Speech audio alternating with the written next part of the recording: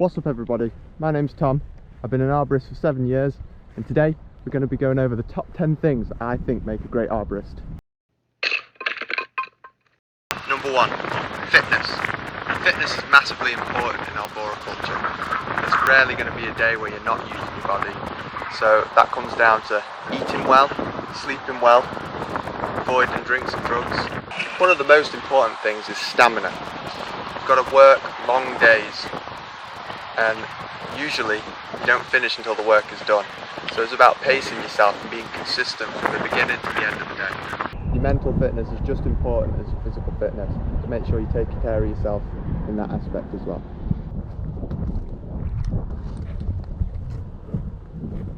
Number 2, knowledge and experience.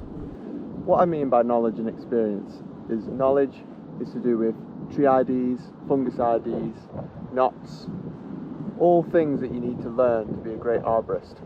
And experience, that's more time spent doing the job. The longer you've been working, the more problems you'll come across. Sometimes you'll be solving a problem that you've never solved before, so it may take longer. But as you get more experience, you'll have seen the problems reoccur and you'll know the solution straight away. So that's where experience comes into play. You can really get by with very few knots, but a great arborist will always be trying to increase the amount of knots they know. A great arborist will always strive to know every genus and species of tree. Number 3, efficiency. Not just when you're in the tree, but in all aspects of tree work. You need to be prioritising tasks, you need to be constantly thinking, is this the best way to be doing this? And not just struggling. If you're gritting your teeth, you're doing it wrong. You always want to have a clear method and plan, and you never really want to be winging anything. Things constantly evolve throughout the day, and you need to be able to drop what you're doing if it's not the most efficient thing. You need to be like, right, this now takes priority, I need to solve this problem first and then get back to what I'm doing. Lots of little things add up and save you time throughout the day, so by being as efficient as possible you maximise the time that you're actually been allocated. Number 4, evaluating risks. A good tree surgeon will always be evaluating risks with every decision he makes, whether that's within the tree or on the ground. Sending a top, for example, you're thinking, where is that going to go? Am I in the way? Is my ground staff moved? Am I going to break anything at the bottom? You're constantly thinking and evaluating. Your brain should always be thinking about the task at hand, not wandering off thinking about something else. Women, cars, money, whatever. The weekend. You should be thinking about what you're doing right now, and that's what will keep you safe. In tree work it will be pretty impossible to eliminate all the risk, but it's up to you to make that decision and control the amount of risk that's on site. You want to keep it as low as possible, but be as practical as possible and be as realistic as possible. Some things are dangerous. Climbing a tree is dangerous, using a chainsaw is dangerous.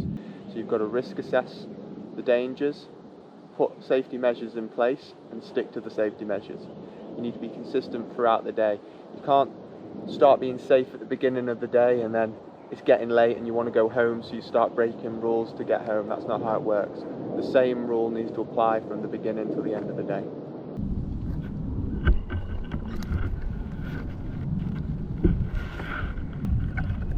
Number 5, being a smart worker. So we've all heard the saying, work smart, not hard, and that really does apply in arboriculture. You need to be thinking outside the box. You need to be thinking about ways that maybe other people haven't thought of before, not just doing it the way you've been told, because that might not necessarily be the best way anymore. You might be getting taught by people, 25 years experience, but that means the methods they use may be outdated. A great arborist would try and innovate and come up with new ideas, new inventions, new systems, and that's how the industry keeps evolving, because people keep coming up with new and better ways to do things, and that's what you should be trying to do as well. Number 6, work ethic. Work ethic is massively important. Arb work is hard, and it will forever be hard. Sometimes there'll be no better way of doing it, and you just need to get your head down and get it done. And that's when work ethic comes into play. You need to stay engaged in the day, not just when you're climbing, when you're doing groundwork as well, when you're doing hedge cutting, when you're doing whatever. You need to be focused and engaged on the day. Also, you won't complain when things get tough. There's nothing worse than having a bad day, you know, the job's not going so well, and you've got a crew member dragging his feet, complaining, wanting to go home. We all want to go home, but the day will be a lot better if we're all engaged, we're all cheery, we're all happy, we're all coming together to get the job done. Number 7, optimism. So there's two things I want to talk about when I talk about optimism. There's optimism and realism. Being optimistic is really important. You need to be hopeful. At the beginning of the day, you want to see the tree and think, yeah, we can get that done. But at the same time, you need to be realistic.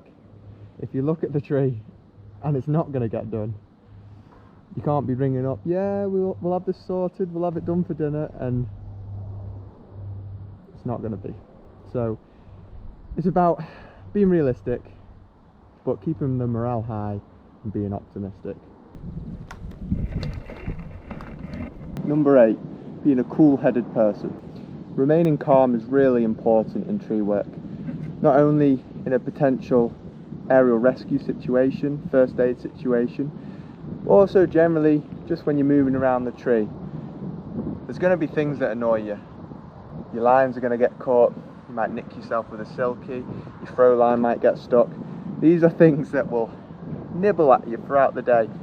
And sometimes you just got to take a deep breath and let all the stress out. It's unfair to yourself and others around you to be getting angry while on site.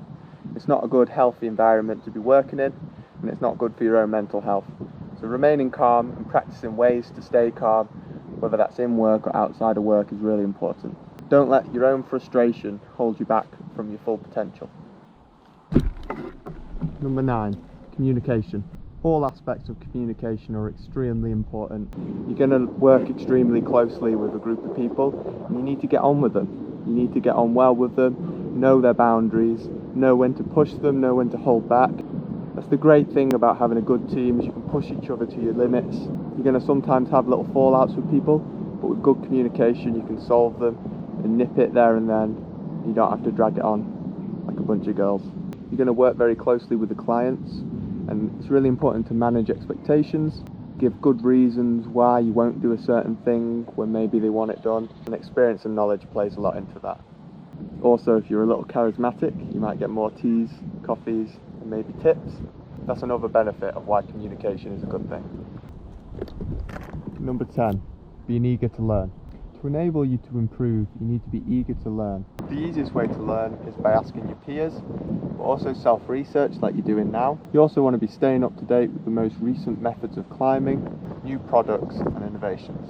If you're new to tree work, make sure you're asking lots of questions. You're not going to be annoying. If you're with the right teacher, then they're not going to be annoyed with you asking questions. It's a really good thing. And if you're asking questions and they're getting annoyed with you, it's time to learn from a different person, because they're no good. Ask questions, stay engaged, be eager to learn. So that's my top 10. I hope you enjoyed that. Quickly before we end the video, I asked my subscribers for help coming up with this list, and I'm just going to go over some top ones that I enjoyed and agree with. I'll show the comments on screen. So one from Up There Arborist, being able to think on your feet. I totally agree with that one. You need to be able to come up with solutions fast, quickly and efficiently to solve the problems when they crop up, because they will crop up. So thanks for that, Up There Arborist. Another one from Oliver Scarlett. Efficiency, composure and communication. So we've briefly gone over them. Efficiency, being able to be efficient and do things with the right method. Composure, being able to remain calm. And communication, being able to articulate why you're doing certain things and work well with others. So I agree with that. Thanks for that, Oliver. This is a good one from Sam Webber. Learning to say no. So clients will ask you to do ridiculous things, and you need to tell them to get stuff sometimes. But by using communication, you can do that in a polite way and educate them. If you educate them and they still don't care, then that's your decision to either say no, walk away from the job if it's that severe, or if you get tempted by the money, know that it's not the best thing to do, but do it anyway, because they're the ones paying. But that's an ethical choice, I'll let you decide. Also, if you're an employee, learning to say no to your bosses. If they send you up a really dangerous tree and they want it done for whatever reason, you inspect the tree and don't believe it's safe, say no. It's really important to say no. Safety comes first. You should stick to your gut feeling if you think it's not safe. Thanks for that, Sam. One from Sheffer. Being able to balance what's good for the tree and what the client wants. I had an interesting one that's exactly like this comment explains on the 8-metre willow reduction video. That was a balance between what the tree wanted and what the client wanted. Probably sided more towards what the client wanted, but it's always a balance. They're paying. It's our job to try and educate the clients. Sometimes they just want it how they want it, and if you don't do it, another tree surgeon will. So it's up to you to decide what's worth it and what's not worth it. So thanks for the comments, guys. Really appreciate that. I hope you enjoyed the list. I hope it's helpful to both new and old climbers. And I'll see you later. Bye bye.